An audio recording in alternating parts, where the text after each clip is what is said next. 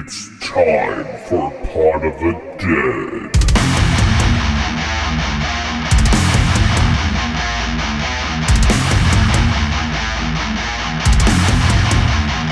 Join us.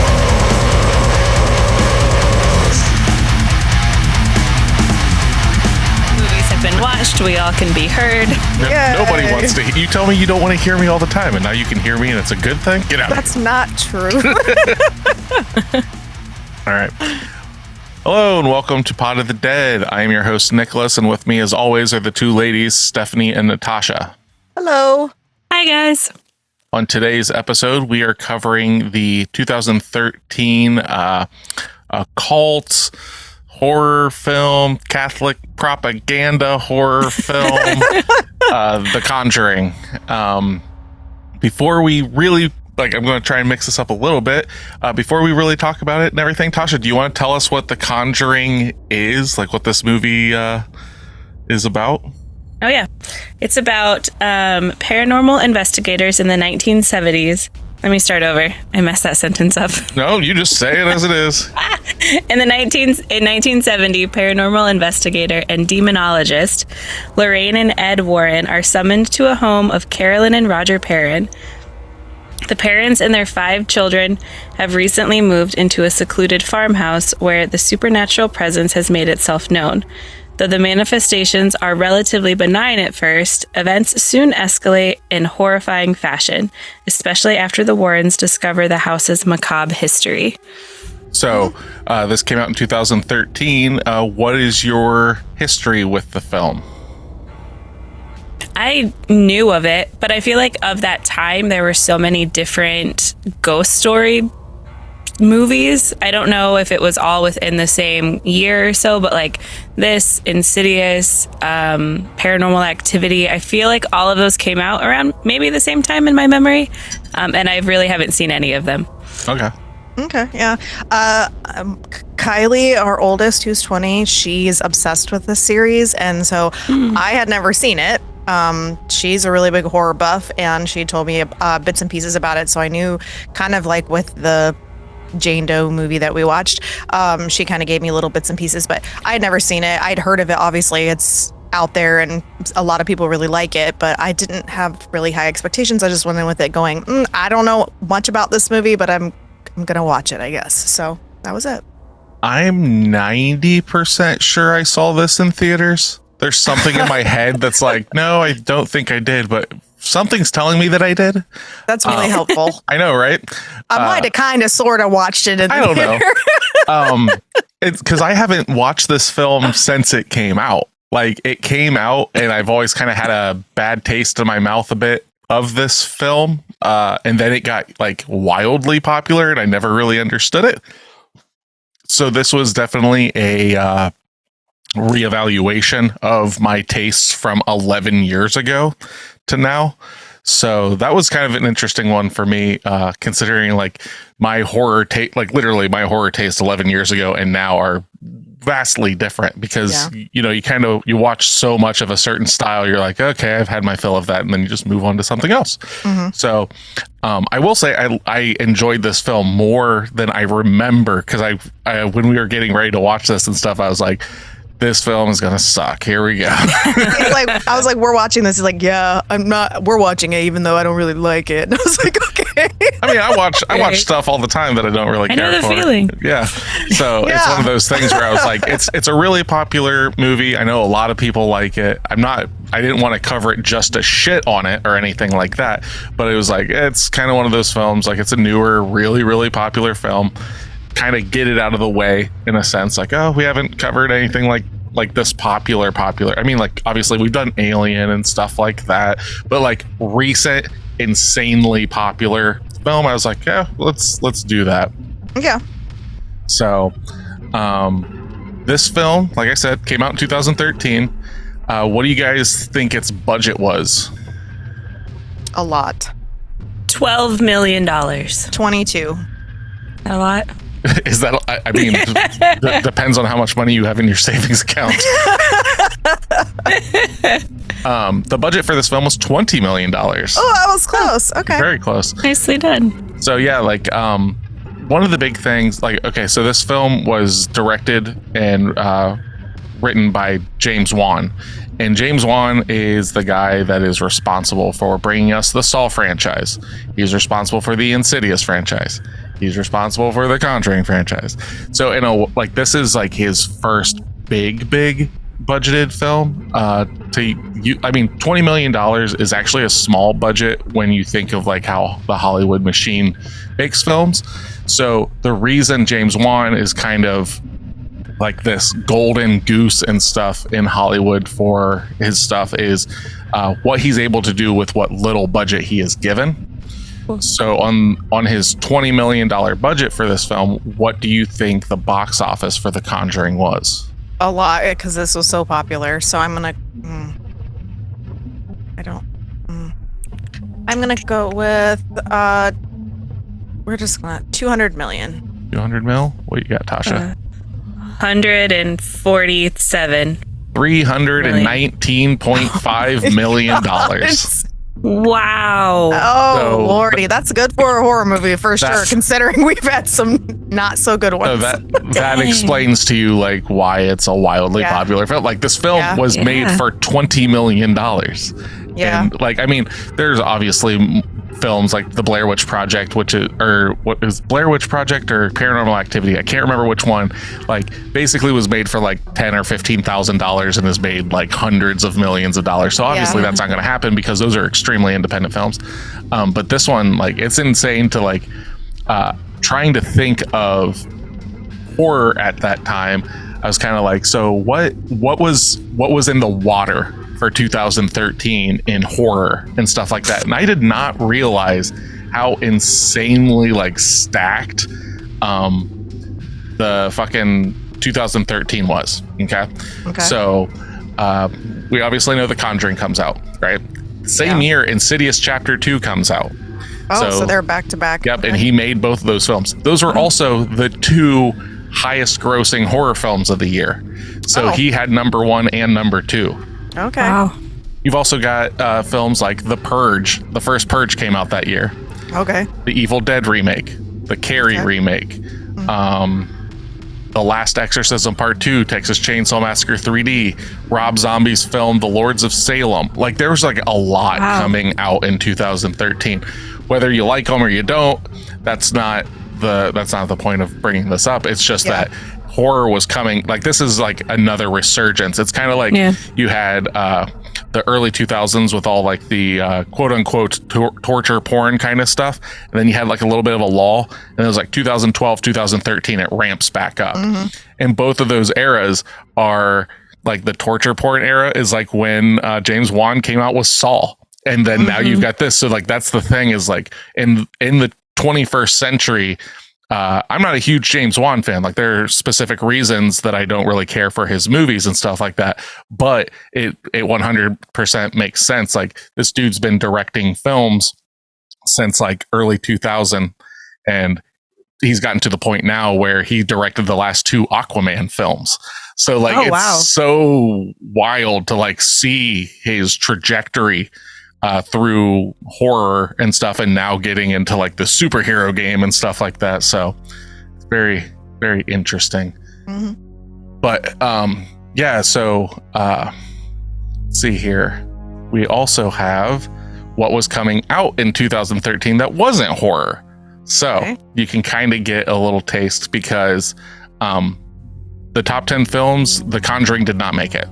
So we're in the Marvel verse again. So like this is that time when we're gonna have a bunch of Marvel films. You've got a shit ton of Warner Brothers, Disney, Universal, Warner Brothers, Disney, Warner Brothers, Disney, Universal, Lionsgate, and then then Walt Disney. So like it's literally, I'll start from the bottom up. The Hobbit, The Desolation of Smaug. That was decent. Oz the Great and Powerful, Fast and the Furious 6. Gravity, Monsters University, Man of Steel, fucking Frozen. I thought that was in my head. Despicable Me 2, The Hunger Games Catching Fire, and then the number 1 film for that year, as brought to us by thenumbers.com, was Iron Man 3. So like it wasn't all the Marvel stuff. It wasn't like like a couple years later where they're just like, and we're putting 7 films out a year. But you also had Lord of the Rings universe. You had a bunch of like Pixar stuff. Like it's fucking stupid. That's a lot. When you look at the distributors and it's literally 3 companies outside of the Hunger Games is Lionsgate. Everything else is 3 companies. So that's crazy. Fucking ridiculous, because even The Conjuring is it's distributed by Warner Brothers. Mm-hmm. So like it's fucking, if you like realistically, if you look at the who distributed your top 5 horror films, it's basically Warner Brothers, Universal, and Sony. Like that's it. Like he just pop, pop, pop, pop, pop, pop. So, but yeah. So let's see here. The film was given an R rating by the MPAA, which I didn't remember this being R rated when like we watched it like the other night, because I don't remember like there's like no nudity in it. There's not a lot of cursing and stuff like that. Yeah. So the filmmakers had thought the final cut had a chance of getting a more box office friendly PG-13 rating, which would have brought in more sales. True. And asked the rating board for clarification. And this is so crazy to me. The MPAA said simply that the film was so scary that there were no cuts or edits possible that would make it a viable PG-13 film. Wow. The filmmakers did not want to alter the film's tone and accepted the R rating without any appeals. That's what's this is so scary. Like, and it's one of those things I do understand, like, they definitely do a good job of like building tension in scenes, but like I can't in a million years think of this film is so scary I can't let a like 13, 14, 15-year-old kid watch this without a parent. Like that's what's like going through my head. It's just like, I don't think it's that scary. I mean, like I guess think it's the topics probably, because there's a lot of topics that are very uncomfortable. I don't think it's necessarily like the scariness is on screen. I mean, it is to a degree, but like I do think it's the topics that they're covering. They don't want a 13-year-old and their friends to go sit at the theater without their parents watching this, without having at least some kind of guidance there of like, yeah, this is kind of dark. I don't know. Like the MPAA for me are always just the bad guys of horror in general. They're the reason they're the reason we don't have the 80s films that we should have. There should be more blood in the 80s, damn it. But it blows my mind that they're like, granted, this is just from articles and stuff, so we weren't there for the conversation, but they're like, there is no way. There is nothing that you can cut out of this film that will tone it down. I'm like, I mean, she spits up. No, I'm not going to, I can't say anything. We're not in spoiler territory yet, but it's there's some stuff though about this film that is pretty interesting, like the fact that this is kind of the starting point of not just a horror franchise, but this is one of the first like horror universes that came out. So like you have the Conjuring universe that has like an insane amount of films between all the Annabelle films, the was it La something, I can't remember the name of it. La Llorona. You've got the Nun films. Like it's just, there's like 9 films in this, but James Wan's only responsible for like the core Conjuring films. The rest of the side stuff, it's just like Warner Brothers popping things out and everything, and they do well financially. They definitely have mixed reviews and stuff like that. I've heard some of them are absolute dog shit, but again, that's not my style of horror, so I don't tend to go out of my way to watch it. But if somebody's like, oh, we gotta watch this tonight, I'm like, okay. Like Wesley and I have watched the first 3 Insidious films, and I didn't even know this going through it. The 3rd one was my favorite one, and it turns out that that's the first one in that series that James Wan has nothing to do with. And I was like, oh, okay. So there is definitely something with his films that does not connect with me and stuff. Mm-hmm. And after watching this, Steph and I had a little conversation, which I'll open up into when we're in spoiler territory, that I'm like, okay, this is my reasoning for not liking. Like, he does a lot of good build, but once it gets to a certain point, I'm just kind of like, lame. That's fair. But the working title for this film was just going to be The Warren Files. So But I don't like that as much. though The Conjuring definitely does a really good job of like, ooh, what's this? But there's realistically, there's nothing being conjured. There's no conjuring. There is no conjuring. It's definitely a swerve. But yeah. So unless you girls have anything to say that won't ruin the plot of this Catholic propaganda film, No. I will say this though, going into before we go into spoiler territory. So the things that are kind of portrayed in this film are said to be based on a true story and all this stuff, right? Now that is wildly debated, because the Warrens, specifically Ed Warren, is and he passed away. He is well known as a massive fucking liar. Lots of this stuff is way blown out of proportion, even to the point where they like so the real Lorraine Warren and Andrea Perron served as consultants to the director James Wan and the screenwriters. They both claim the movie is accurate to the real story of what happened during the 10 years that they lived at the farmhouse. But then you can also see that, so if that's accurate, they're also leaving out that in the original case, Ed and Lorraine Warren were kicked out of the house as they were not able to help them. So there's there's a lot of that stuff. So the Warrens definitely like hitched their wagon to a lot of this paranormal stuff and then blew things out of proportion, wrote books, all this stuff. They mostly got notoriety from being the couple that investigated the Amityville house that the Amityville horror is based on and all this stuff. And that's where this film series comes out and stuff, and it's basically like I was telling Steph, it's basically like your Catholic Christian superhero film. Like it's just like, and we're gonna go in and pal together and we've got superpowers and all this stuff and all this kind of stuff. But so take that with a grain of salt when like they're like, oh, this is based on a true story. It's like, well, not really. I mean, they definitely blow it way the fuck out of proportion. Just like, the Texas Chainsaw Massacre, based on true story. It's like, it's based on the Ed Gein stuff but he wasn't a chainsaw wielding psychopath. He dug up dead bodies and made furniture out of them. That's nice. Tasha, can you please stop sniffing into the microphone? I'm sorry. Okay. Yes. Okay. Yep. I've been trying to hit the mute, but you're right. Okay. Yep. But yeah, so like that's always something like, but if you want things to be like based on true stories and stuff like that, that's where you do true crime. You're not going to get a real deal, account for a film because it's got to be blown out of proportion. It's got to be dramatized and all that stuff. If you want real accounts, then you watch like My Husband Was a Serial Killer on Lifetime or whatever. And that's and even those are blown out of proportion, but stick with Dateline. Yeah. Dateline won't do you wrong. Is that your bread and butter right there? Yes, that's what I fall asleep to most nights. Oh, that's wonderful. Keith Morrison just lulling me to sleep.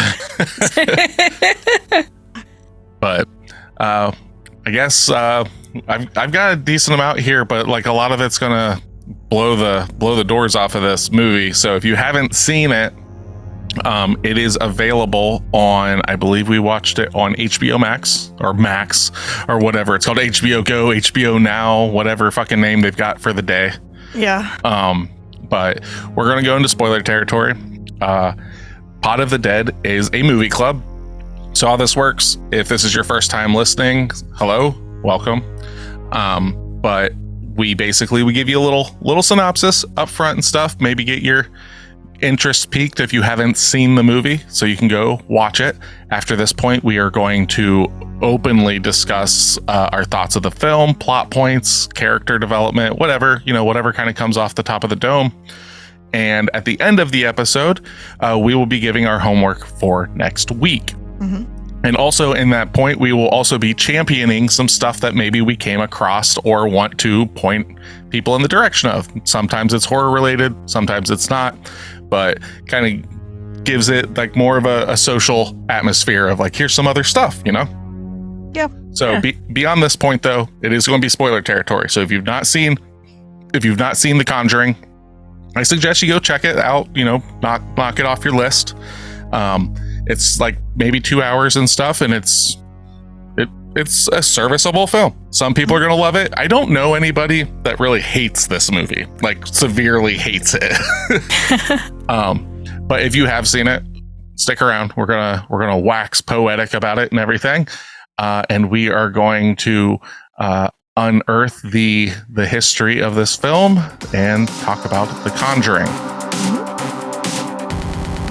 So if you want to be a part of our club, you can find us at facebook.com/podofthedead or else on Instagram at pod_of_the_dead or on TikTok at podofthedead.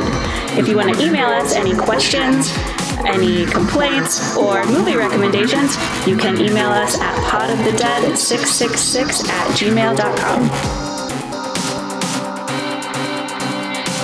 So, getting into that, let's see here. I basically try to think of what I think your girl's take is on it, and then I try to get which of these. So I'm going to say let's get the 1 out of 10 out of the way first. Okay, it's only like a really long paragraph from what I gathered. Well, you got bullet points last week. Now I got to bring you down to earth and say no. Apparently, I know. It's literally like another world's longest paragraph that people don't know how to break. You should have seen some of the reviews that I passed up. They were just miles long. I was just like, no, I can't even do that. That's and then there crazy. was like, I'll kind of just like read the first line, go to the middle, read like a sentence, go to the bottom, read a sentence. Okay. There were actually a lot of them that were on both ends of it that were like, I'm giving this a 10. We've had this before. I'm giving this a 10 because so many people give it a 1. And then so many people, I'm giving this a 1 because so many people gave it a 10. I'm just like, you fucking cellar dwellers. Stop it. I know. That's weird.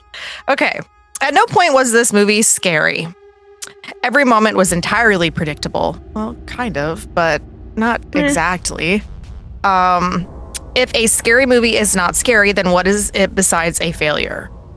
That's not true, but okay. I think that's a fair, like if the point of the film is to be scary and you miss on it, it doesn't mean it's a failure of a film. It means it's a failure of a film to me, right? So if you are sitting down to watch the film to be scared and it does not work, just like if you go to see a comedy and it doesn't make you laugh, it is a failure at what it's attempting. So I get that. I guess, but I don't hardly ever watch horror movies and get scared. So I guess that's not my intention of this watching is this them. Person's opinion. Yeah, like, this is they want to be scared out of their mind, and they're not getting that. So I can't remember the last film that actually scared me. Yeah, exactly. There are scenes that sit with me like that was fucked up. And I can't get it out of my mind, but I've never been like, woo. Yeah. Sure, it was written well enough, I suppose, would be the only positive to this movie. You will have to turn your brain off, though, which is what they were aiming for, to instill the fear of God in you when stupid moments happen, such as demons teleporting through metal. Oh yeah. I don't understand that at all. The necklace thing. Oh yeah. Okay.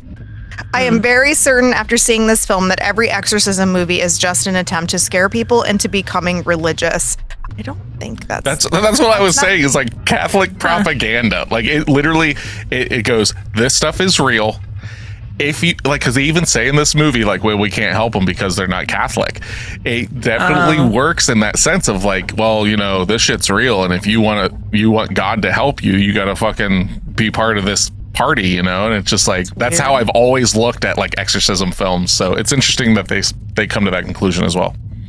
The so subtle nuance, such as we're not what you would call a religious family, you might want to change that. And the end of the movie, I am not sure if anyone caught this, but there was a giant quote telling people to worship God and fear the devil.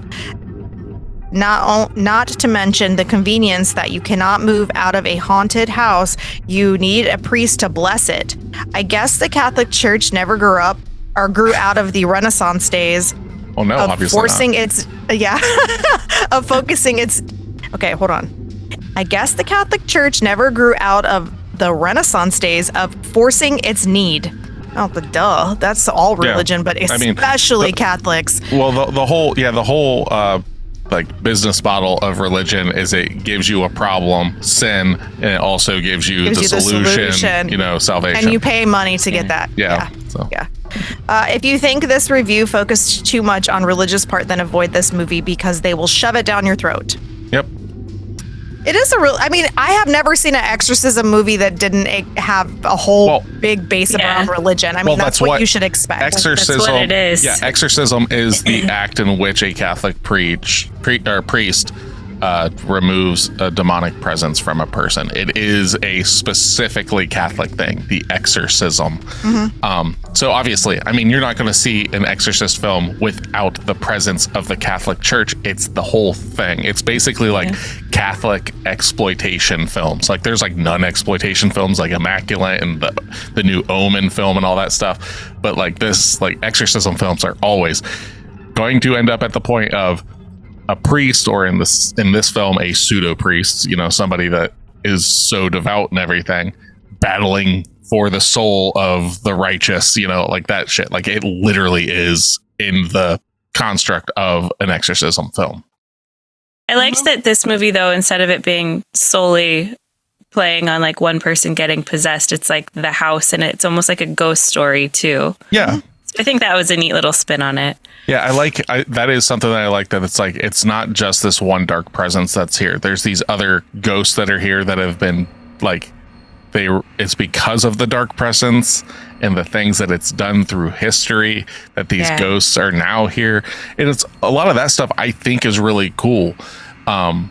It's just we'll get into it a little bit later, but there's just certain things about the ghosts and stuff in his films that I'm not crazy about. All right, let's hear that 10 out of 10. All right.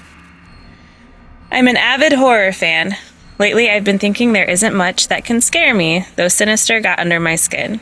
I appreciate James Wan's films. I love Saw. Insidious was a damn good modern ghost story, but like all reviews have stated for it, the movie kind of loses its momentum in the final act. The Conjuring is better, scarier, and more intense than Insidious. I'm going to go out on a limb and say that it's one of the best horror movies in the last 5 or 10 years. It goes back to the classic rules of horror filmmaking. Never show the bad guy fully to your audience. Plus, the movie knows suspense. I tell you, I almost threw my water bottle at the screen from sheer terror once the scare finally happened. There was no fake jump scares. The movie earned an R rating without any blood, sex, or profanity. It's all from the terror that the movie builds upon. Not only is the movie scary, but as a film itself, it's almost a masterpiece. The script, acting, direction, style, tone, etc. were all simply top-notch. Wan's camera work here is by far his best out of any of his films. The choice to set the movie in the 70s was a stroke of genius, as it feels so authentic. I don't think it was a choice. It happened then. Yeah. That's why it feels authentic. It feels so authentic. It feels so authentic and all the more real. If this story were set in the present, it simply wouldn't be as effective or scary. The 70s style filmmaking, costuming, and hairstyling are a great throwback to the likes of The Exorcist and Amityville Horror, also set in the 70s as a based on a true story. Yeah. Though there are a few, quote, or parentheses, extremely minor flaws, such as length, repetitiveness, and a resolution that happens way too fast, I don't care. Every horror movie, or movie in general, has its flaws. There will never be a perfect horror movie. If there is one, I haven't seen it yet. But all I know is James Wan's The Conjuring is one of the best horror movies I've seen in a long time, and it's been a really long time that a movie has scared me this badly. 10 out of 10. Don't miss this one. It's an amazing theater viewing experience. Yeah. Okay. I can get behind that. Like, not that I'm giving it a 10, but like I understand like what they're talking about and stuff is like watching it and stuff, there are scenes like when she's looking under the bed or when the cop is looking out the back door and stuff like that. They're like, I'm not scared, but like the way that it builds those scenes and stuff and like the lack of sound and things like this is a film that does it does tension amazingly. It does. Because like I would just find myself going like, it's gonna happen. Like, because I know, and then it just didn't happen. Nothing happened. And then like so the bed scene, you know, like you're expecting something to be there and it's not. And then she like looks into the corner and there's nothing there, but she's losing her fucking mind about this thing that's there. And then like the door slam, all of that kind of stuff. Amazing. Like he is really good at that kind of stuff. Like I said, though, the way he makes his ghosts talk and just repeat lines and stuff like that, that shit is so fucking cheesy to me, and it instantly makes me go, But yeah, dude can fucking build like tension really well. Yeah, I found myself not blinking at certain parts, like because of that, like not wanting to miss something and scouring the screen. Yeah, like okay, there must be something because they're lingering on this shot, and I'm just not blinking, or like holding my breath or breathing slowly so I don't miss a sound that's happening. Yeah, we had the dogs out when we started watching it, and then like we had to put one of them away and stuff because I was like, oh yeah, this is one of those films that it's going to be very quiet at times, and you're going to hear literally just a. Or like a knock or something like that in the distance, you know, like, and it's not like so blatant all the time. It's very just off there. There are times where even you as the viewer are going, did I hear something? You know, and because you're right there with the person and stuff, like, because even them, they kind of look and they're just like, wait, what was that? And then it's louder and you're like, oh shit, there is something going on. Yeah. Can we talk about how successful the clapping in this movie was in general? Just that was, I've never seen a movie that does that. Like, and I thought it was very successful, especially that, which was, it didn't actually scare me in the sense of like jump scare, but it was like, oh shit, when she was like coming up from the basement trying to get back into the house and the hands come beside her head. And I was like, oh my God, like this was so cool. Yeah, it was really well lit. And like this movie, when I went into it, like I said, I had very low expectations, even though Kylie, literally, this is her favorite franchise. And I was like, okay. And oh man, it was different. It was exceptionally well like filmed and acted, in my opinion, for the most part. And I loved the set pieces. I thought those were just, they set really, really well with the way that they were making the movie. And I appreciated all of that. And then, yeah, it was definitely not what I expected, to say the least. The only shortcomings that I can come to with the acting and stuff is the mom, the one that's gets possessed and stuff like that. I've not really cared for her as an actress and stuff, and I didn't really care for her in this, but I'm not a kid actor fan. All the kids in this fucking film did so goddamn good. Yeah, they did. The woman who plays Lorraine Warren knocked it. She's the best actress in this knocked it movie. right out of the park. Yeah. Just basically fucking just burped up a goddamn whole can of pop. But yeah, fucking so good. And Ed Warren, the guy, Patrick Wilson is his name. He's been in a fuck ton of James Wan films. He was in the Insidious films. He's in the Conjuring films. He's in both of the Aquaman films. He's kind of like his Johnny Depp if James Wan were fucking Tim Burton. Yeah, that's exactly what it feels like. Because I saw him and I was like, I remember him from somewhere. And I was like, oh, he's an Aquaman. And Nick's like, yeah, the guy made Aquaman. I was like, oh, that makes sense now. Well, it was funny when I was selling this to Steph, like when we sat down and watched it, I was just like, okay, it's James Wan. He's the guy that made Saw.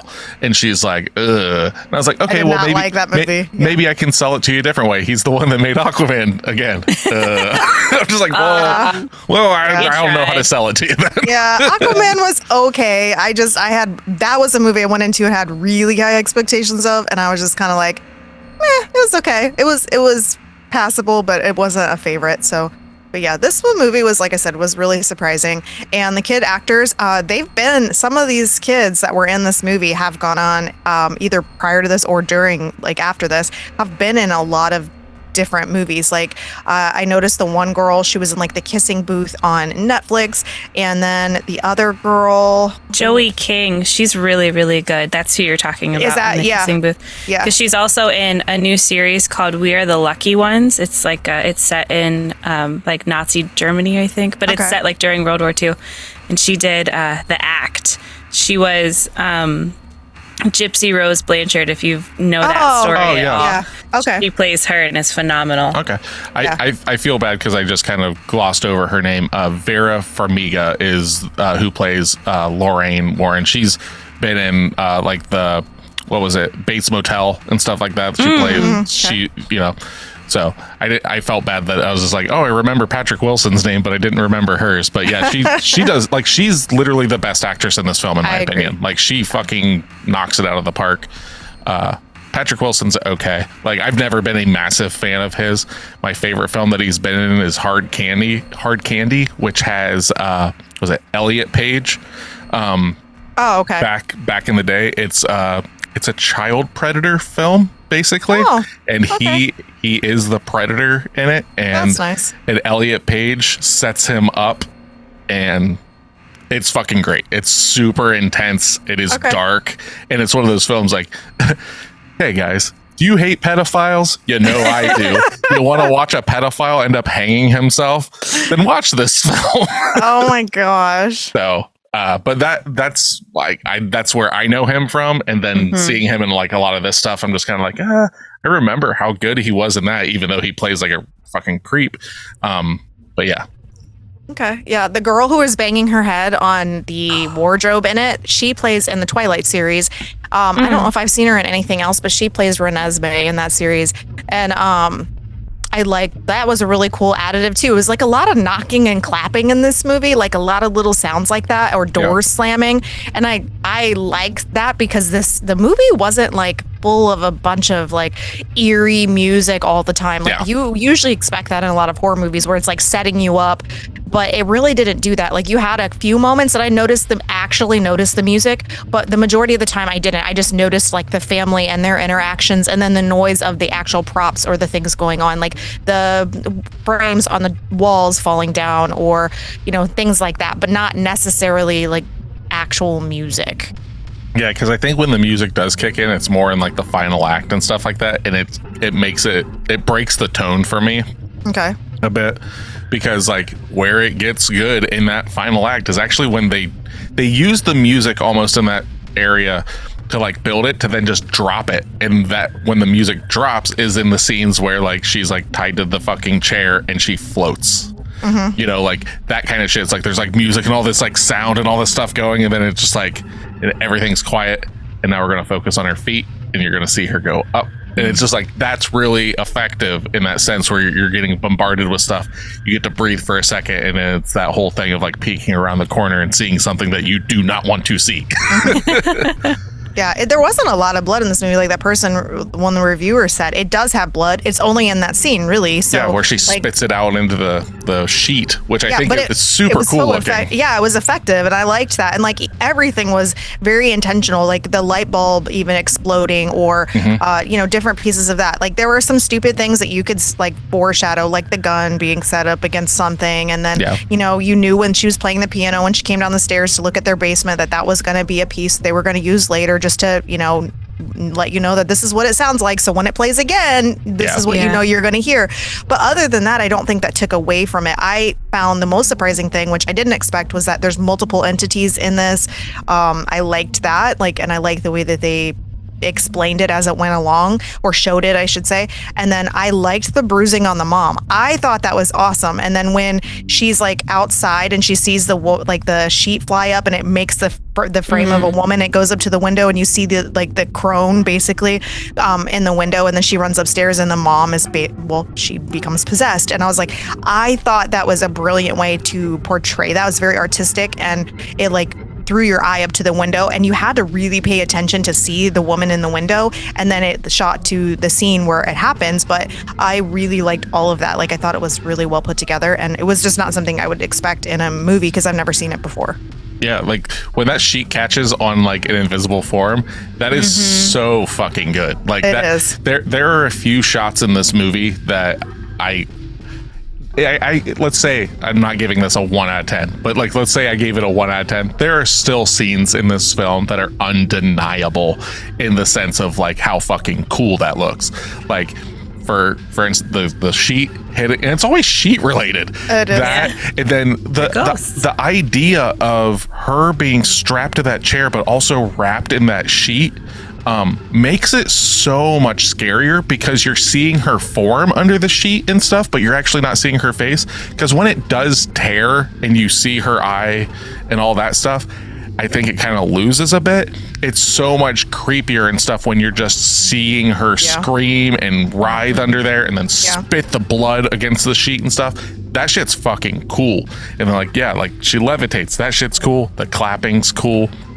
I really like the use of the UV light. And that's how they find the secret door in the back, because it's like, where is she? Why is she gone? She's in the wall, you know, stuff like that.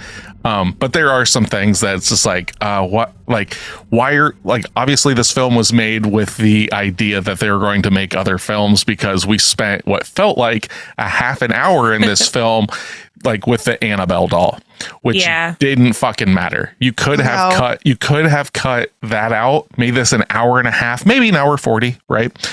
And I would have given an extra point, because every time they pull back to that, there's just so much that like it doesn't work for me. The Annabelle doll looks dumb as shit. The Annabelle doll in real life is just a Raggedy Ann doll, and then they made this thing. So it's just like the most like nobody has seen that doll and just been like, that thing's fucking possessed. Look at it. It looks like it was made to fucking be something bad. Where like I was really confused at the beginning of the movie because it was all the Annabelle story. Yeah. So I thought I was watching the wrong movie for a bit, because it doesn't connect at all. It's so much built to be like, all right, we're going to do this, and then we're going to splinter off and have our Conjuring universe. Like, it's so calculated in that, but I think it does a disservice to the film by doing that. Not only that, the fact that the irresponsibility of these people to have all of this shit in the house while having a little girl live there. Right. I don't fucking and going, don't you dare go in that. Don't go meet Satan in there. Yeah. It's just so fucking ridiculous. It was. Those are the things that definitely, like that whole half hour of a film and stuff. It's like, I don't care about that. So like, even like when Lorraine Warren sees her daughter like under the water, it's like, oh no, something bad's happening. Cut that out. That shit doesn't matter. We don't need that shit. That's true. It's unnecessary. It's just to bring her daughter in as the plot point, but like there's no point in that. We don't care. Like, we're here for the house. We're not here for the daughter and your guys' house and your dynamic there. We don't care about that stuff. And realistically, nobody dies in this movie. Like, you don't get you get the dog and you get birds. Yeah, no person dies in this film, and they keep like adding more characters to put in peril, but nothing bad happens. Like, somebody gets like, you know, his face fucked up a little bit and shit like that, but like nothing. Like, no, I mean, I don't mind that they didn't die, because like that was okay. Most movies, I don't like them to be that cleanly ended, but to me, I was okay with that in this movie for whatever reason. But yeah, movie started, like Tasha said, I was like, why are we watching Annabelle stuff when the movie's starting? Shouldn't we be like, if we had to start anywhere, we should have been starting in the room. They should have cut every single bit of that out. They should have started in the room with the cop and talking to him about the room, so we understood like what they do, and then cut to the house, which is what they ended up doing. But they could have cut out that whole first 5-10 minutes, and none of us would have even given a shit. Like, nobody would have known any different. Like, those girls talking about the doll and like how she was. Oh yeah. Why are you sharing this stuff about a universe that we have no like skin in the game? We have no relationship with these characters, and now you're trying to make us have relationships with something that makes no sense. So I did not like that. And then the whole doll, showing us the doll in the room, and then, you know, the girl coming in, like that stuff, like the coming in was fine. Showing a small like clip of the, you know, the doll just to let us know that this might be coming. It's fine. But the rest of it, I found that really to be annoying. It could have been Easter egged and stuff like that. You could have seen the doll. It could have been just talked about a little bit when they're doing all of their fucking like university like lectures or whatever. Which I didn't have a problem with that, because like that makes sense. That's how the mother ends up finding them. She hunts them down. That stuff's fine. Them talking, you know, just about the shit that's in this room, that's fine. It's just the fact that the daughter is involved, and they try to make this whole subplot that doesn't matter.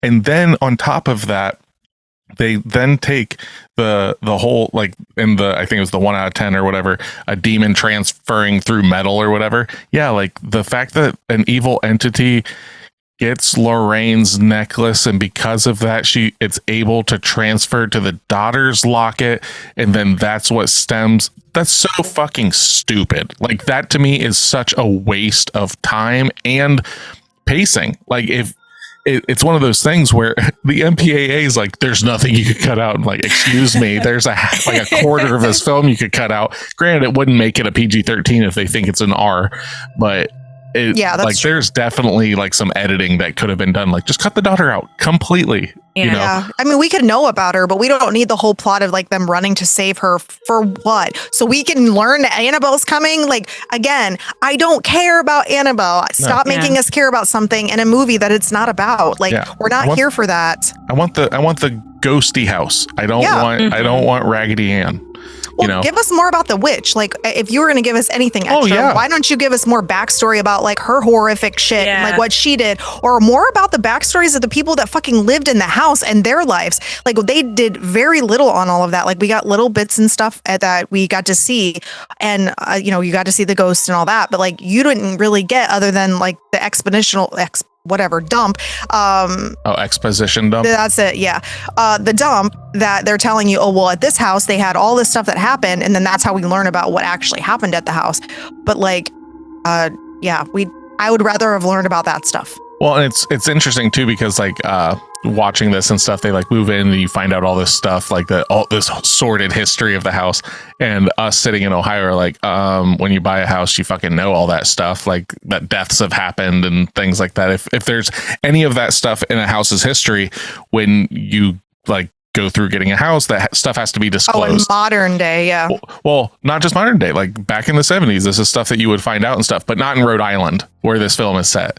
The state of Rhode Island does not require home sellers to disclose documented histories of the location's criminal activity, let alone alleged paranormal or supernatural hauntings to potential buyers. So that's why. Which is why all those movies are set on the East Coast. Yeah. Makes sense. Yeah. It's one of those things that like there are certain things that horror writers have to just kind of circumvent, kind of go around, whatever. Like now, the reason that so many horror films are set in the past is because it's an easy way to get away from cell phones, because and Google, all that shit. So it's the same thing. It's like, we'll just set it in fucking Rhode Island. Why? Because they don't give you the house's history. Okay, so we don't have to worry about that and everything. So yeah. Well, and then it also leaves like the whole book thing, because like that's always a thing in a lot of horror movies where they like search out the book and they have to open the book and read the book and get all the information. And if you have just Google half the time, it's like that's a little less exciting than flipping through the pages of a book and seeing stuff. I mean, I would say like the Night House movie that we watched, it did a good job of doing both. Like it was like she had to do research and stuff, but then at the same time you could still see things in a book. So that works for modernization. But yeah, this movie wouldn't have worked. I remember your take on your favorite exposition dump that we've covered was in Oculus, where she gives the entire history rundown of the mirror, and it's very just cut and dry. Here it is. This is all of our stuff, and now we're getting into the film. Yes. So. Yeah, and then that's fine. Like, and I wish we would have had, like, they kind of did that with these guys a little bit, but they had to show us before they told us, which was irritating. It was like, here, let me show you with the Annabelle doll. This is what we do. Yeah. And then we're going to tell you the same fucking thing we just showed you. Like, I don't need that. And then the other part I found a little odd, because they didn't fill in the gaps, and I guess it's just supposed to be like eerie, is that the wife, who's a medium, she had apparently seen something that was not good and scared the shit out of her when they did an exorcism on another guy. And then the husband's like really leery about letting her get involved in anything else, because he's afraid that, she's going to take a turn for the worse because of her experiences. And that's what I think makes her so much more heroic in this film, because she's just like, I don't care what I've been through. This is my job. This is who I am. We are together. This is what I'm doing. She is almost like self-sacrificing in her own weird way of like, this is about helping other people. I don't really care about myself. And the husband is just more like worried about his wife. But what we don't get is like, we don't know what happened to her. Like, they don't tell us. They're just like, this is what happened, and that's it. And they make it a really big plot point, but then we never learn anything more about it. And I was kind of like, I wish we would have learned a little bit more. Well, don't worry. There's like another 3 films with these two that they may expand on. And that's kind of what this film feels like, is it's just like they already knew, in a way, like they didn't know it was going to make fucking $300+ million. Yeah. But like, considering his history and track record and stuff, they're like, it's going to make a lot of money and stuff. We can probably set it up to expand from there, so they don't have to explain everything in there. Yeah. But it would have been nice if they definitely close some of those little bits because it's built to be something scary and everything, but it's another way that they just put someone in peril for nothing to actually happen to them other than spooky stuff happen to them. Yeah. So what was everybody's favorite scene? Favorite scene? Oh, my favorite I have one. Oh, go ahead, Tasha. My favorite scene is when I think it was Cindy, the little girl that sleepwalks. The second time she was sleepwalking, where she's banging her head on the door, and then she goes and lays down, and then the door keeps banging. Oh yeah, that is good. I really like that part. This movie in general I was surprised at how spooky it was. I liked a lot of those but that was definitely my favorite part. How about how many jump scares did you have though, Tasha, in the whole movie? Since you get spooked like that easier. Yeah, you're a heckin' spook fan. Yeah, I am. Definitely 2. I want to say possibly 3. Okay. What are the 2 that you remember? That's the problem. There was one, I can't remember exactly what it was, but I know there was one really early on. I didn't get spooked by all of the crashing glass. I remember that being so intense, I was confused as to what was happening. But there was one before that. I can't remember exactly what they were, but I do know I got jumped and I giggled. I was like, oh, yes, here we go. This is good. But those long, drawn out, quiet scenes really lend themselves to jump scares because you're so immersed in it. Correct. You just get a little, ooh. Yeah, and it doesn't have that like of music. It's just quiet. Right. Well, you're your tension is building, waiting for something to happen. And then when something doesn't happen, you're like, okay, I can breathe. But then when it does happen, you're like, oh, shit. So it does a really good job of that in this film. It doesn't hand it to you every single time, which I really appreciated. Oh, one of them was the witch or whoever on top of the wardrobe. When you first see her, that one spooked me. But then you see her, and then I was, it was just face, and then it was, okay, this is a bit much. And then, that took me out of it. So I'm with you, Nick, when it comes to if it was just a snippet and then gone, it would have been fine. Yeah, but seeing her and then pouncing, I didn't care for any of that. Yeah, that shit, that doesn't do it for me. Yeah. I like the scene where she's this was the one that was the most effective to me, I guess, where she goes into the wardrobe and after they open it up and she goes into that little room where the boy was hanging out and she's looking at the little toys and stuff and the floor falls out from underneath her and she falls all the way through the house. And I literally, Nick was laughing at me. I was like, oh shit. Yeah, you're like, holy fucking shit. And she, it didn't jump scare me then, but then she gets down there and I was like, please don't let her die from this. And so she gets to the basement and her husband's trying to find her, which I thought was really sweet. And she gets down there and I was like, no, she's in the basement. This is the worst place ever. And so she's down there and she gets comes out and then she starts seeing the one sitting on the floor. She gets little visions of people that have been there. I really liked that. And then I actually had a jump scare when the person that hung themselves in the basement, their toes dropped down. I was like, oh, fuck. And I actually jumped from that. And it's very hard for me to do jump scares. And that literally was oh my God. Yeah, that scared me. And in that scene, it does a really good job too of the sound. You're just hearing the rope, just the creaking of a rope as it's twisting and stuff. And that's something that I really like with ghost films and stuff that we kind of had in Pulse. Going back to our Pulse episode, if you haven't checked out that episode, it's in our catalog. Just the idea of a slow floating ghost, that shit is super creepy to me. Mm-hmm. Mm-hmm. The thing that's not creepy to me is a ghostly figure going, she made me do it. She made me do it. That shit instantly, I'm like, that's fucking lame. It's so hack to me. It's so much creepier to just see something in the distance staring at you or whatever, when they're opening up the mirror and she, the twirly mirror in the music box, you just see the little boy in the background. She looks and there's nothing there. That shit works. That's great. Mm-hmm. But then James Wan just has this thing that he needs his ghosts to have a little bit of dialogue and stuff like that. And I don't like that. The only time it's ever worked for me when a ghost talks is The Sixth Sense.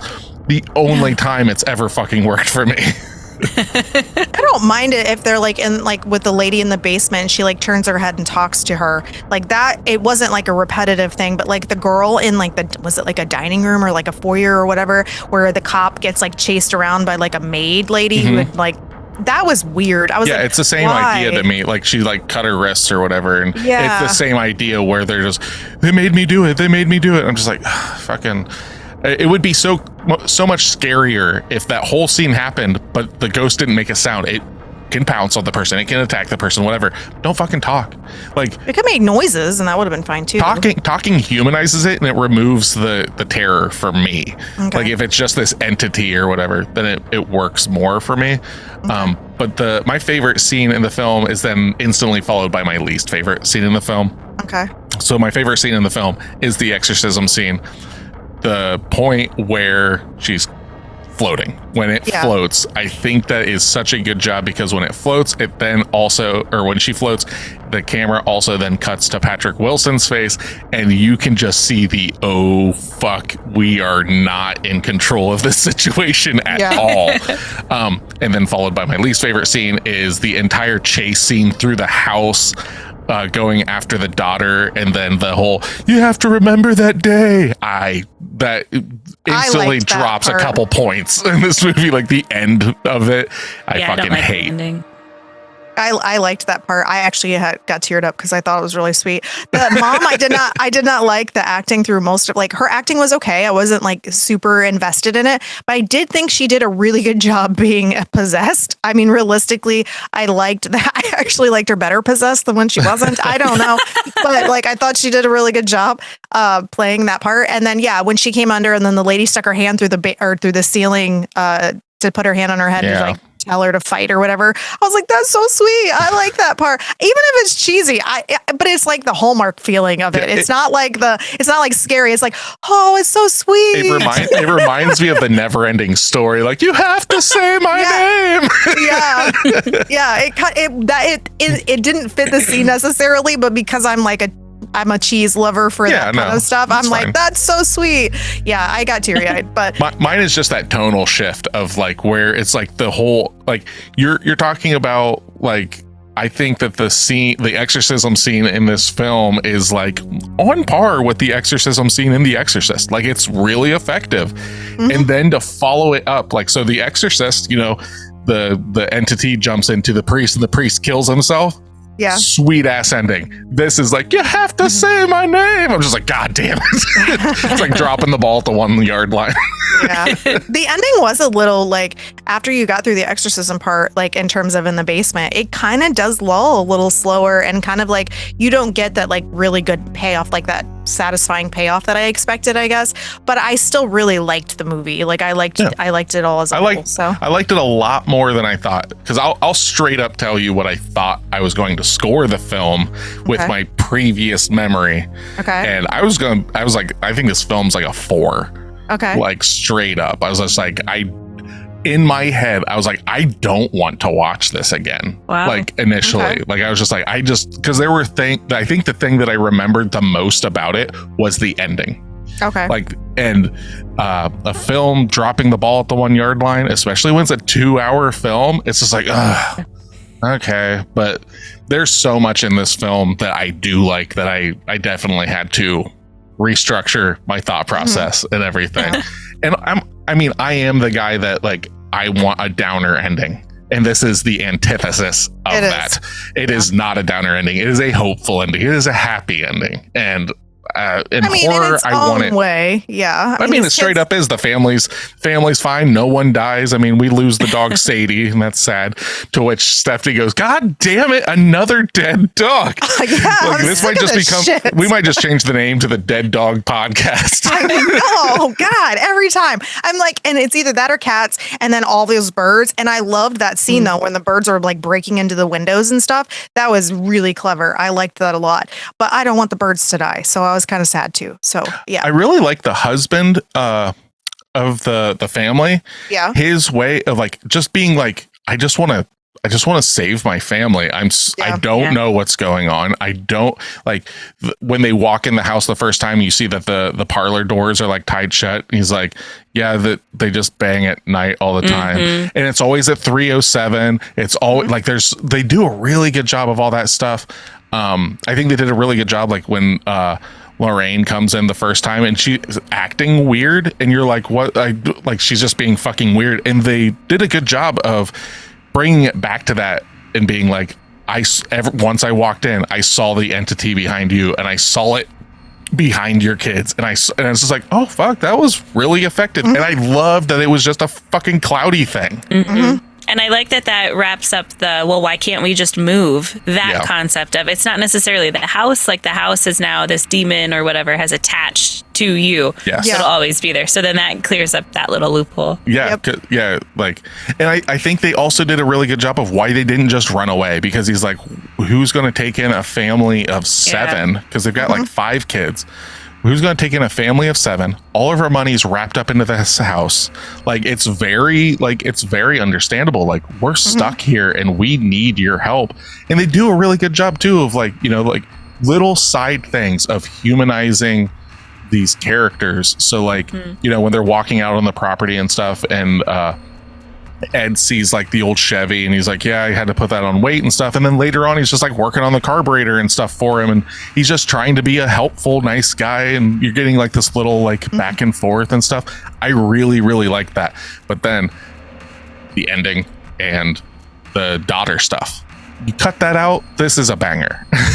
Yeah, I liked how in this movie, like with the banging of the doors or the clapping, with that was part of the game that the kids played, or like the touching at night or the bruising, like all those little things. They did it repetitively, but in a way that didn't feel repetitive. It kind of sunk you more into the storyline and understanding that this isn't just randomly happening. This is happening repetitively, what is going on, and then it just keeps amplifying. So like the little girl first gets touched, then she gets pulled on her bed, and she thinks it's her sister. Like all of that's extremely effective to me in this story, and the lighting was so good. And like especially at like the nighttime, you can kind of get like the glow of the moon through their curtains and stuff, so you could see them, like, but you couldn't see them fully because of the way the lighting was, and I really enjoyed that.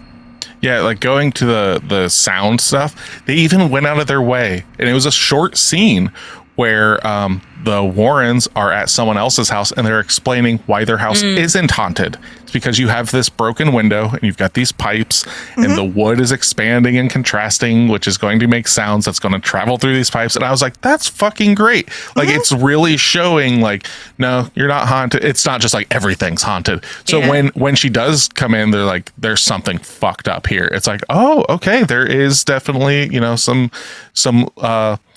I don't know the word. Fucking, there's something here. Like, validity. They go in as skeptics, which I like, instead of just assuming that something's bad. Well, and Ed doesn't even want to go. No. Ed straight up is like, no about it. And it's Lorraine that's like, no, we have to help this family. Come on. Yeah. Who was your favorite actor in this, Tasha? Definitely one of the kids. Oh, really? Probably. Yeah. I think either Joey King with that screaming scene where she sees something in the shadows where she just completely loses her mind, or the sleepwalking girl. They were just so good. Definitely one of the kids. Okay. I was very, very impressed with the kids. Even the little girl who was like talking about her new friend and then how she sees him in her stuff. And I was like, that's so sweet. And then she jump scares her mom. Yeah.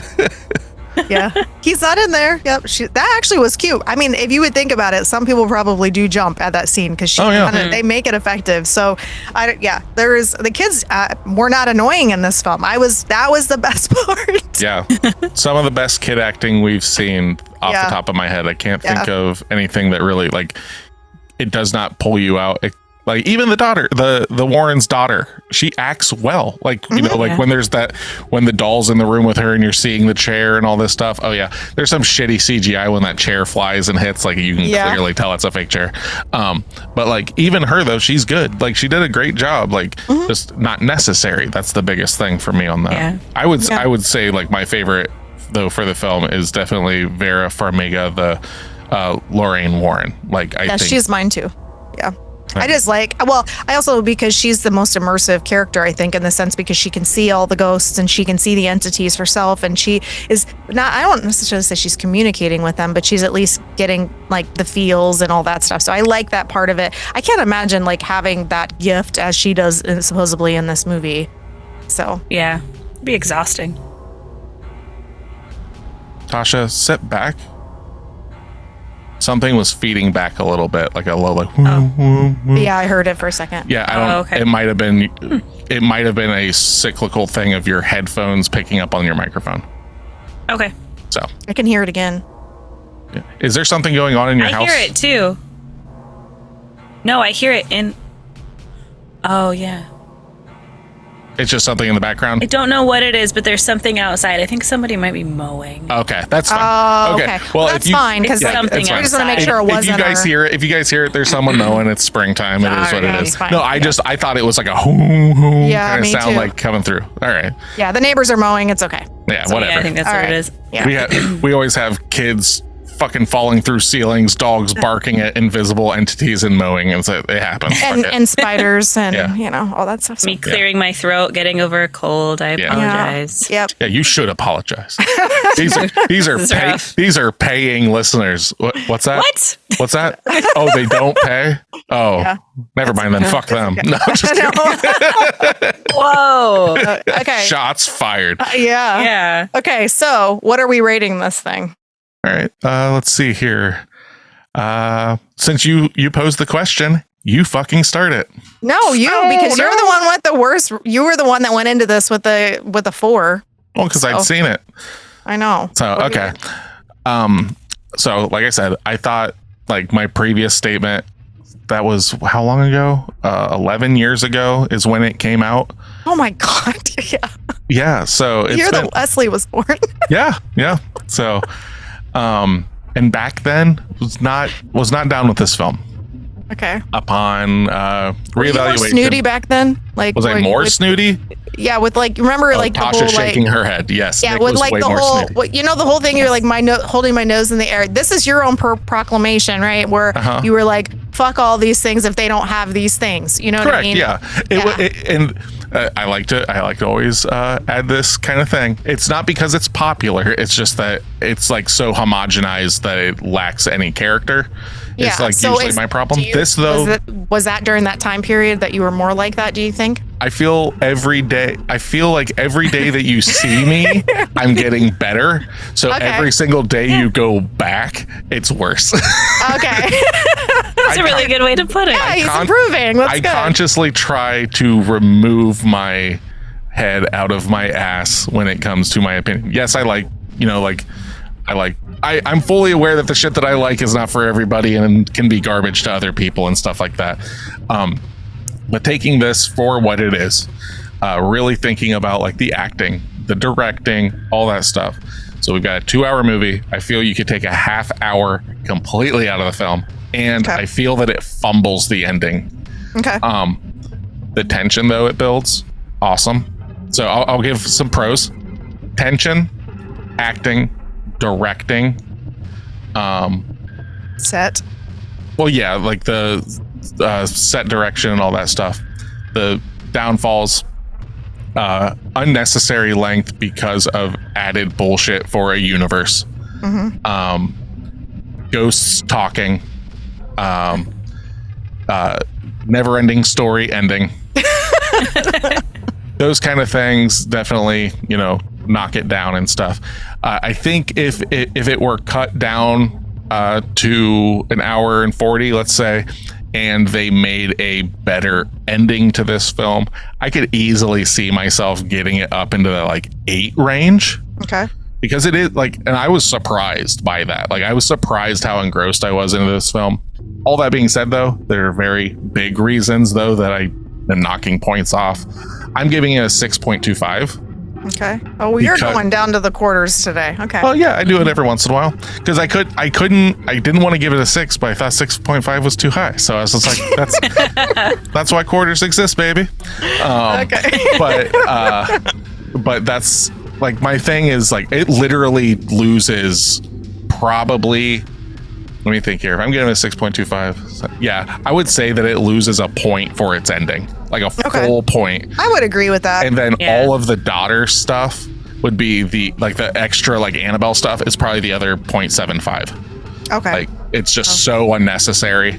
Okay. If you remove that stuff, I can 100% you redo that ending and stuff, and you could still have the same outcome. It just doesn't need to be so fucking. You gotta remember your children. Bullshitty. Yeah. Okay.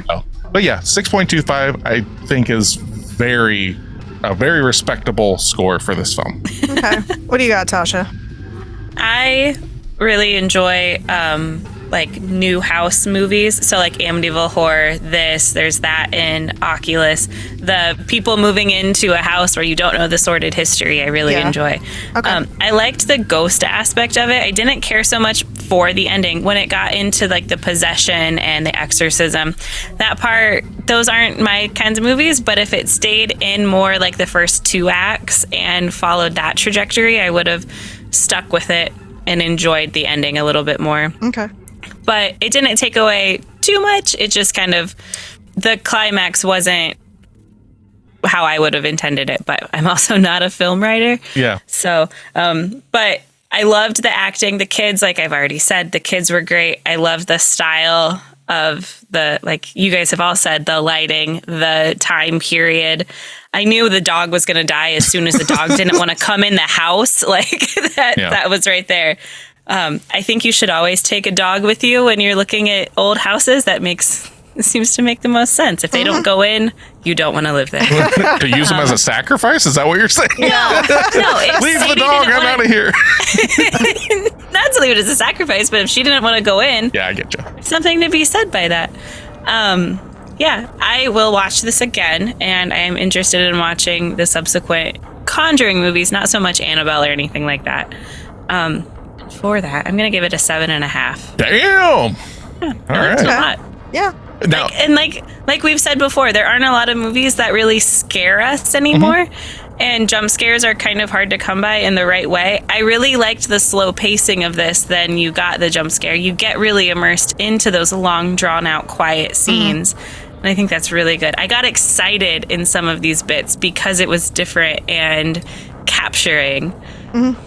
are you going to let Wyatt watch it? No. Oh, come on. No. See, I think He has a hard enough time sleeping sometimes anyway. I don't want to bring this stuff into his I think this would be brain. a great first like R-rated horror film for somebody because it is just because it's scary. It's not overly graphic and all that stuff. So I think You don't get any nudity or anything. yeah. So like But like Steph said at the beginning, it's the themes yeah, in it. no, I 100% get You that. know, I agree. Suicide, mom killing her child. Yes. Like, Yeah. I'm just saying though, like compared to other R-rated horror films, I think this is a great starting point. Like if you're wanting to step up your I'm not talking specifically about Wyatt, but if this is just to our listeners, if you've got like a younger person in your family and stuff and you want to step them up into something that's a little bit more, I think this is a great gateway into that. I agree. As long as you're going to have the conversation with them afterwards about the dark theming, because there is a lot of that. But yeah. Every good film should have a discussion afterwards, realistically. Yeah. Yeah. For my rating, we already know what I feel about this movie. We already talked about my insights. So I was really teetering between a 7 and an 8. So I was like, I don't really know which one I would go with. I don't know. And I'm still kind of torn because like an 8 seems too high and a 7 just seems too low. And I don't want to copy Tasha and be like a 7.5, but that's kind of where There's only so many numbers. Well, I know. It's because like I would rewatch this movie for sure. I really liked, as long as you remove the Annabelle aspects and a couple other pieces, I thought this movie has rewatchability, I would assume. And I would watch the other movies that are after this. And like, maybe some of them are better. I don't know. I mean, they could be. I'll have to ask Kylie if she thinks that. But I'm just going to copy Tasha and say 7.5. So that's some hella high scores for this movie. it is. It was way better than I expected. I really did not expect to like it that much. So all right. So what's that come out to, Tasha? gives us a 71. Damn. it's pretty high. We're almost into that. Like it was so close. It's my fault. Yeah. It's my fault. It's okay. You were going to give it a 4, so I mean, that's way better. Well, that's before watching it. Yeah, like I know, wasn't, but no, like coming out of the film and stuff. There was a point watching the movie that I was like, I might give this a 7, and then that fucking ending happened, and I was like, God damn it. I know. This would be one that if they re-released into theaters, I would love to go see. Oh, hell yeah. Yeah. Have to keep our eyes open for that because I mean, it's already crossed its 10-year anniversary, so it's not going to do that. So maybe at 15. That being said, though.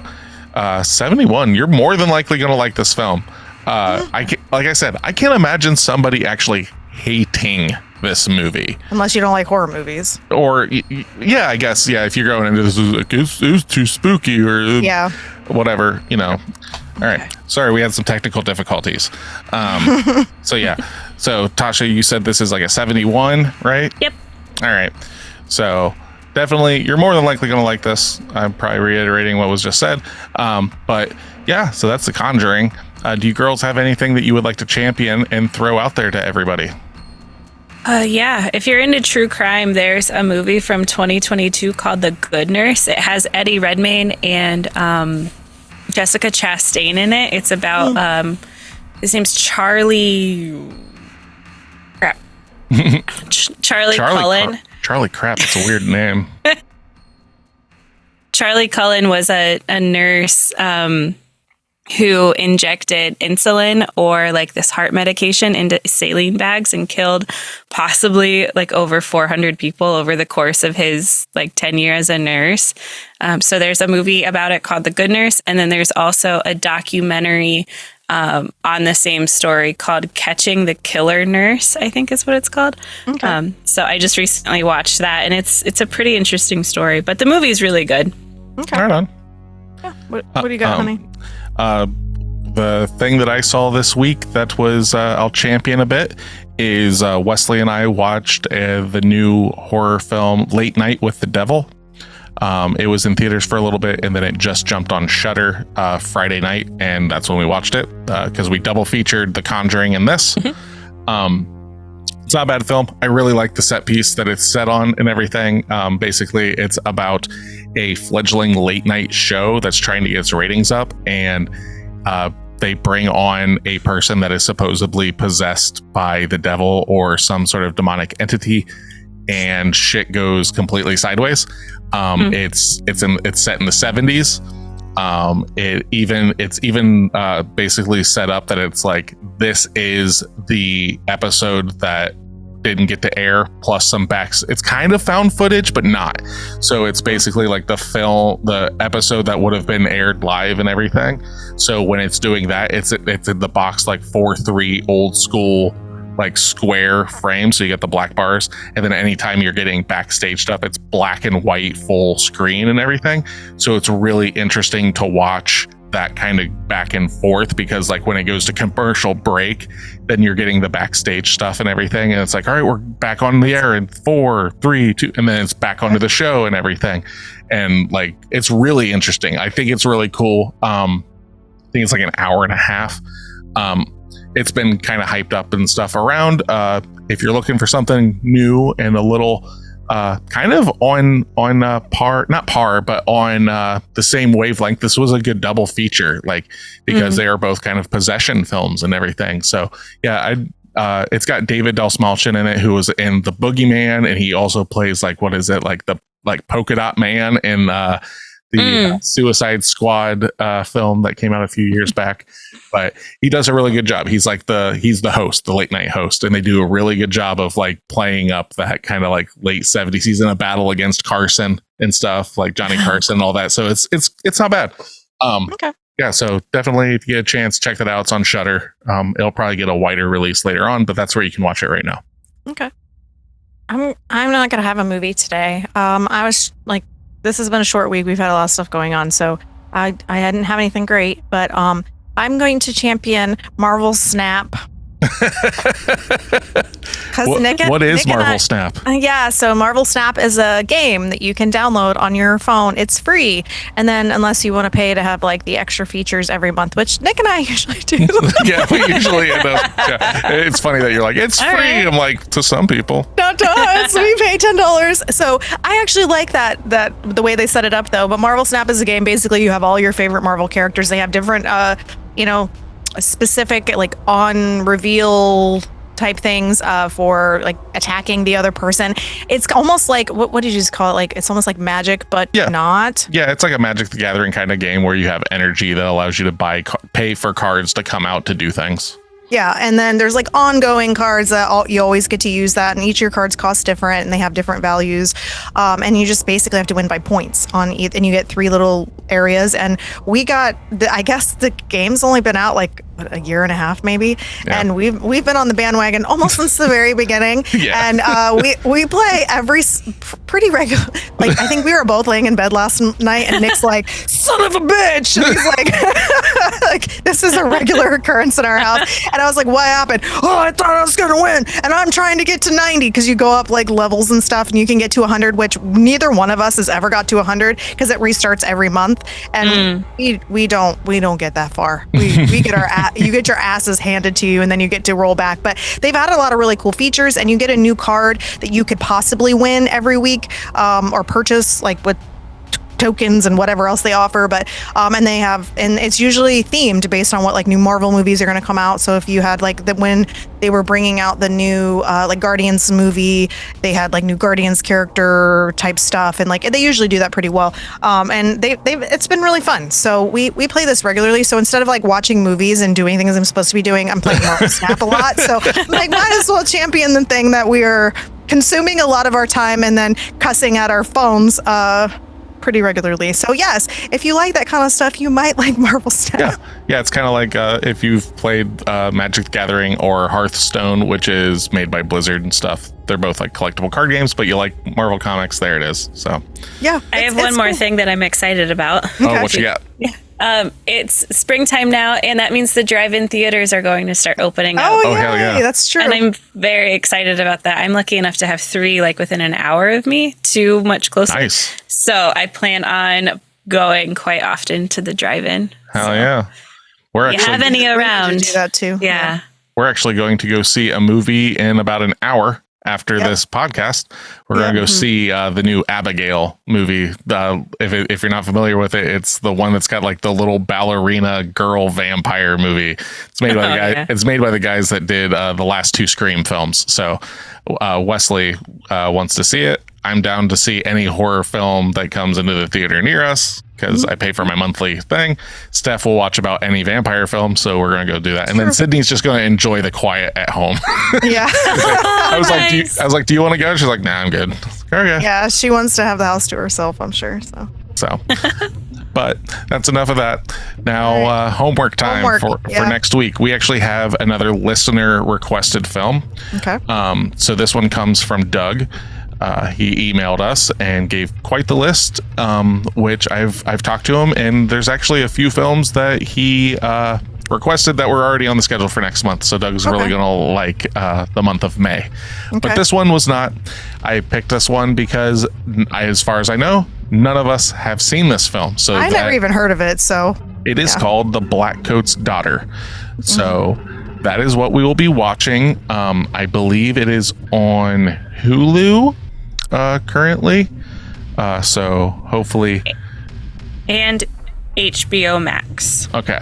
Yep. Okay. So that's what we're going to be watching for next week. I have seen one other film of this guy's stuff. I can't remember his name off the top of my head, but he when we got this and I picked it to add to our list and everything from Doug, I was like, well, I've never seen anything this guy's done, so I'm going to watch one of his movies so I'm prepared for his kind of tone and stuff. And I ended up watching I Am the Pretty Thing That Lives in the House, I believe is what it's called, which is a ghost story movie. And it was actually pretty decent. So I am looking forward to seeing this. He also has a film coming out this summer, I believe. It's called Long Legs. It's just like a serial. Oh, that's the one. Okay. Yep, it's a serial killer film, and I think Nicolas Cage is in it. So I'm obviously down for that. But that's what we're going to be watching this week for our episode next week. So if you have not seen The Blackcoat's Daughter, like us, go ahead and watch it. Get it all ready. So when the episode drops on that Monday, you are ready and you can just go along with the ride with us and everything. But for Pod of the Dead, I am Nicholas. I'm Stephanie. I'm Natasha. Come back and listen to us, or else.